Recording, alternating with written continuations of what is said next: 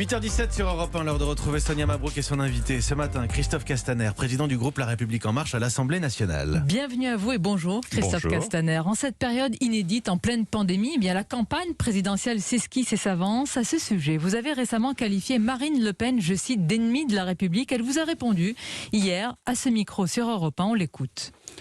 Ça fait des années qu'on nous sort cette litanie des ennemis de la République, d'un parti non républicain, mais c'est-à-dire, on n'a jamais eu un élément précis. Je crois que c'est un argument de feignasse. Argument de feignasse. Que répondez-vous ? Bon, d'abord, ne comptez pas sur moi pour tomber dans la vulgarité ou l'insulte. Je pense que le débat politique mérite mieux que cela. Moi, j'ai une constante. En 2015, j'étais tête de liste aux élections régionales en Provence-Alpes-Côte d'Azur. Et j'ai eu un choix à faire entre mes adversaires, Christian Estrosi, chef de file pour les Républicains, et Marion Maréchal Le Pen, qui avait fait un score étonnant dès le premier tour dans cette élection. Et j'ai dit clairement que je faisais la différence entre mes adversaires et les ennemis de la République. Parce que je considère que le Front National, le Rassemblement National, Marine Le Pen, il ne faut pas oublier quelles sont les racines de ce parti politique, quelle est l'histoire de ce parti politique, parfois raciste, parfois antisémite, les soutiens, les mauvaises fréquentations, le soutien significatif de Marine Le Pen à Génération Identitaire. C'est un parti qui remet en cause le droit des homosexuels. Alors certes, il n'y a pas de constance. Ils sont en train de lisser le personnage de Marine Le Pen, mais aussi leurs idées. Mais la réalité, c'est que c'est un parti qui est financé par l'étranger. C'est un parti qui n'est pas républicain. Vous en avez la preuve ?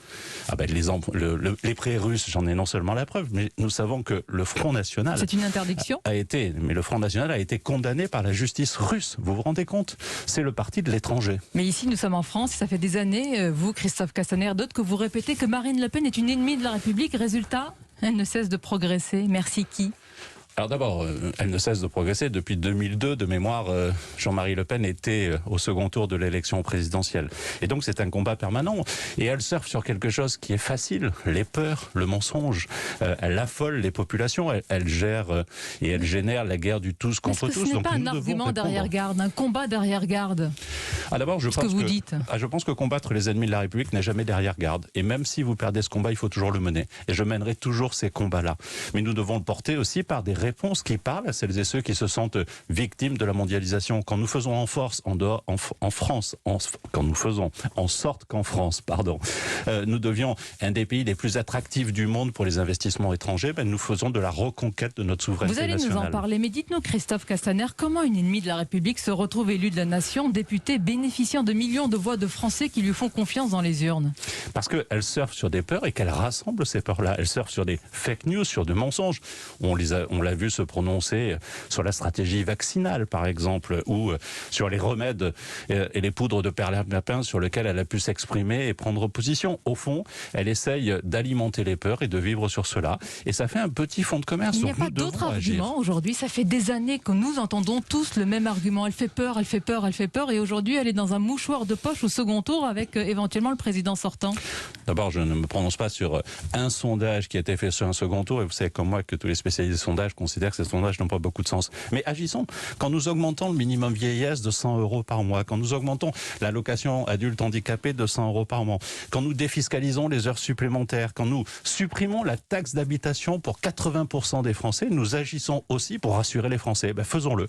Mais ne négligeons pas le débat politique. Je suis un homme politique et je sais quels sont mes adversaires et quels sont ceux qui menacent la République. Menacent la République. Alors allons plus loin, Christophe Castaner, dans votre logique. Si le Rassemblement National de Marine Le Pen fait partie à vos yeux de ces ennemis de la République comme Génération Identitaire, pourquoi vous ne proposez pas de le dissoudre ? Parce que je suis un combattant politique. Et je pense que le combat politique se mène dans les urnes, pas devant les tribunaux.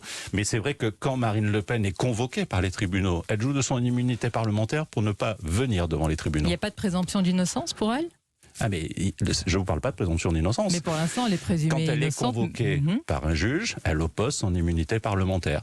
Je trouve que ça n'est pas bien. Et que quand on est un homme politique, on se doit à l'exemplarité, à commencer par répondre aux convocations de justice. Est-ce que vous appliquerez le barrage républicain, le front républicain, quoi qu'il arrive ? Moi, oui, sans aucun état d'âme. Je l'ai déjà fait, je continuerai à le faire parce que, comme je vous l'ai dit, il faut faire la différence entre des adversaires qui peuvent gagner une élection. Il arrive aussi que j'ai pu en gagner, et des gens qui contestent même le vivre ensemble. La nation française, c'est liberté, égalité, fraternité. Elle conteste le vivre ensemble, Marine Le Pen ? Ah, mais elle fait tout pour empêcher la fraternité, qui est quand même des fondements de notre pays. Vous avez un exemple à nous donner d'un argument, d'un projet dans son programme qui ferait qu'elle empêche ce vivre ensemble ? Je vous en donne 2-3. Quand par exemple, vous voulez supprimer la redevance audiovisuelle parce que l'audiovisuel public n'est pas favorable à vos idées, je pense qu'effectivement le vivre ensemble est mis en cause. Et pourtant, sur ces radios, France Inter par exemple, il m'arrive régulièrement d'être critiqué, mais je l'assume parfaitement. Quand on remet en cause le financement du planning familial, et j'ai vécu ça dans ma région, dans les volontés de Marion Maréchal Le Pen, qui depuis a changé de nom, comme le Rassemblement National, d'ailleurs pour effacer tout ça. Mais quand on remet en cause le planning familial, on menace le vivre ensemble de ces jeunes femmes qui ont besoin d'accéder au planning familial. C'est ça la réalité. Et la liste est longue sur ces sujets, et je pourrais Non, mais on a compris que vous ferez ce barrage républicain, front républicain, mais si le scénario du second tour à la présidentielle, puisque vous vous projetez Christophe Castaner, n'est pas celui que vous croyez ou espérez, mais qu'il oppose Marine Le Pen à Jean-Luc Mélenchon, vous ferez barrage à qui ? Je fais une vraie différence entre Jean-Luc Mélenchon et Marine Le Pen, contrairement à lui. J'ai le souvenir du soir du premier tour de l'élection présidentielle où lui n'a pas été capable de faire la différence entre Emmanuel Macron et Marine Le Pen. Moi, je soutiendrai à ce moment-là Jean-Luc Mélenchon, mais vous savez comme moi que c'est une hypothèse assez peu probable. Vous soutenez celui qui dénonce l'islamo-gauchisme dans les universités et qui considère que l'islamo-gauchisme est un fantasme idéologique. Mais vous savez, il y a beaucoup de choses sur lesquelles je ne suis pas d'accord. Et vous soutenez aussi le même Jean-Luc Mélenchon qui, lorsque vous étiez ministre de l'Intérieur, a qualifié de barbares les policiers. Attendez, il y a deux choses différentes. Mais c'est le même homme, répondez-moi. Non, mais il y a deux choses différentes entre soutenir et faire barrage. Je pense que vous intégrez cela aussi. Et donc moi, je soutiens aujourd'hui la politique que nous menons et je la défends. Et je tente de le faire devant vous et je le fais sans cesse. Ensuite, je considère que faire barrage, c'est faire la différence entre des adversaires politiques que vous combattez. Je l'ai fait avec Christian Estrosi, il n'était pas des plus tendres. J'ai bien compris, mais vous estimez que Jean-Luc Mélenchon, qui dit par exemple que l'islamo-gauchisme est un fantasme, n'est pas un ennemi de la République ? Je pense qu'il a tort de dire cela. Mais il n'est pas un ennemi de la République. Mais il n'est pas un ennemi de la République parce qu'il est un républicain. Et d'ailleurs, il a été condamné par la justice, il a assumé sa sanction aussi. Et quand il avait dit des policiers qu'ils étaient des barbares et que vous aviez vertement réagi. d'avoir porté plainte contre lui sur ses propos. Et c'est ce même homme pour lequel vous seriez prêt à voter s'il y avait ce duel. Mais parce que je fais la différence, et ça s'appelle le Front républicain. Vous savez, aujourd'hui, ceux qui abandonnent le Front républicain font le lit du Front national. Moi, je ne l'abandonne pas parce que je fais cette différence-là. Un sondage, Christophe Castaner, publié ce matin, sondage IFOP pour la LICRA sur la laïcité au lycée. Comment les lycéens perçoivent ce fondement de la République ? Eh bien, plus d'un lycéen sur deux se dit favorable au port de signes religieux ostensibles dans les lycées, une proportion qui est forte chez les lycéens musulmans favorables au voile dans les lycées. Comment vous réagissez ?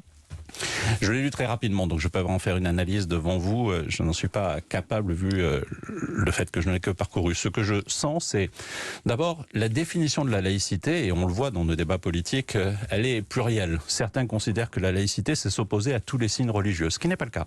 La laïcité, c'est garantir le droit de croire ou de ne pas croire. Mais la laïcité, c'est affirmer que les valeurs de la République sont supérieures à celles de la religion.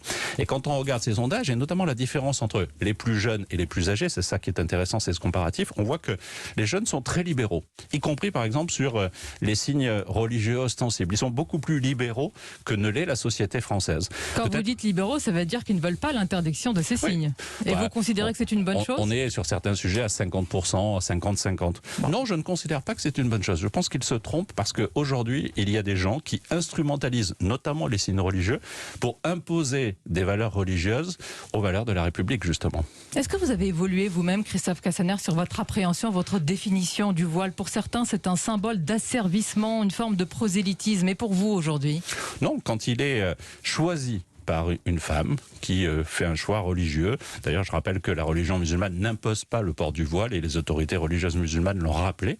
Mais quand il est choisi par quelqu'un... Ça dépend dans quel pays, monsieur Castaner. Je parle de la France. Non, mais quand évidemment. même, nous avons des frontières et nous voyons ce qui se passe aussi à l'étranger. La France peut être un symbole pour d'autres pays sur ce sujet.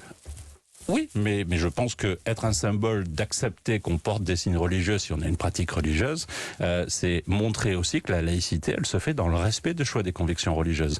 Mais attention, il y a une hiérarchie. La République doit toujours passer avant les choix religieux. Or aujourd'hui, on voit bien des dérives. J'ai été ministre de l'Intérieur quand en 2019, fin 2019, j'ai confié la responsabilité et la première priorité à tous les préfets de France de faire en sorte que le combat contre l'islamisme soit leur première priorité. Parce que je vois bien qu'il y a des territoires de la République où la République a disparu. Et donc il nous faut reconquérir mètre carré par mètre carré la République. C'est pour ça que vous apportez un soutien franc, totalement franc au ministre de l'Intérieur, Gérald Darmanin, sans aucune nuance. Sans aucune nuance, et je me suis totalement engagé comme les députés de la majorité pour faire en sorte que la grande loi qu'il a portée à l'Assemblée nationale puisse aboutir dans les meilleures conditions. Vous lui apportez ce même soutien quand il avait considéré que Marine Le Pen était molle. Il a mené un débat où il a montré que Marine Le Pen était peut-être molle, mais surtout incompétente. Nicolas Sarkozy contre-attaque ce matin dans le Figaro. Dans un état de droit, il faut des preuves et pas un faisceau d'indices, dit-il. La justice est au service de qui? Écoutez, je ne sais pas si vous avez lu les 256 pages du jugement qui a abouti à cette condamnation. Moi, je ne les ai pas lues. Et donc, je vais éviter de commenter d'abord une décision de justice. C'est trop facile, monsieur Castaner. Non, c'est pas trop facile. Je pense que pour commenter quelque chose, il faut le connaître. Je n'ai pas lu les 256 pages. Monsieur Darmanin a dû lire les 258 pages. Monsieur Darmanin, là encore, s'est exprimé à titre personnel et amical. Il a réaffirmé son amitié pour Nicolas Sarkozy. Je n'ai pas de lien personnel avec Nicolas Sarkozy, et donc je ne vais pas sur ce registre-là. Gérald Darmanin n'a pas pris une position politique et a réaffirmé son soutien personnel à Nicolas Sarkozy. C'est son choix et ça ne m'a pas surpris parce que je sais les liens qui unissent les deux hommes. Mais s'il le souhaitait, est-ce qu'il pourrait se présenter de nouveau en vue de 2022, Nicolas Sarkozy? Vous savez, le droit doit s'appliquer pour tous.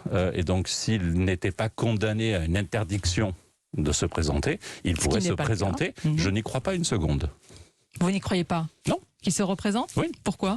Parce que je pense que sa situation politique ne lui permet pas de se représenter. Je pense que Nicolas Sarkozy ne se présenterait que s'il était convaincu de gagner. Il sait très bien qu'il ne gagnerait pas l'élection présidentielle vu sa situation politique. Ce sera intéressant de réécouter cette partie peut-être dans quelques mois. À suivre, on ne sait jamais. Nul n'est mort en politique, non? Non seulement nul n'est mort en politique, il m'est arrivé de me tromper dans mes analyses politiques et quelquefois d'avoir raison. On verra. En tous les cas, merci Christophe Castaner d'avoir été notre invité ce matin sur Europe 1. Bonne journée à vous. Bonne journée. Et à nos auditeurs.